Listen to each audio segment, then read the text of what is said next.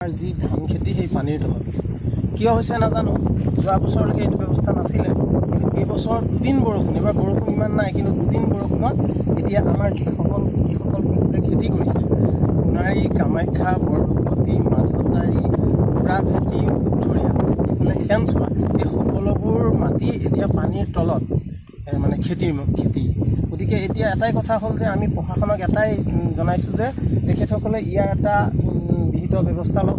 কিহৰ কাৰণে যে জয়সাগৰ দলনিৰ যিটো পানী আজি ওলাই যোৱা নাই, কাৰণ এই পানীভাগ শেনচোৱা আমাৰ শান্তিপুৰ হৈ এই পানীভাগ ওলাই যায়।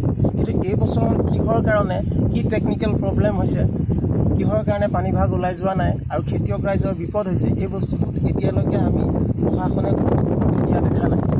কাৰণ এইটো এটা ডাঙৰ কথা, কাৰণ দুখীয়া কৃষক ৰাইজ, এই কৃষকসকলে নিজৰ গাঁঠিৰ এই খেতি কৰিছিল আৰু এই খেতিৰ কষ্টটো বাদ দিয়ক, কষ্টটো কৰিছে সেইটো কৈছে, ক'বলগীয়া নাই, কিন্তু যিটো মূলধন, আজি সেই মূলধন পানীৰ তলত আৰু এয়া কেতিয়াও এই খেতি হৈ নুঠে।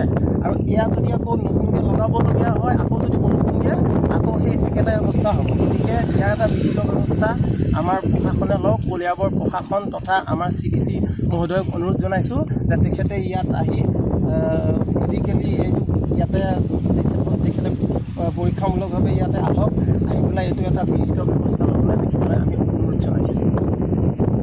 যিকোনো খবৰৰ বাবে যোগাযোগ কৰক 9181 307 221 আমাৰ এই নম্বৰত।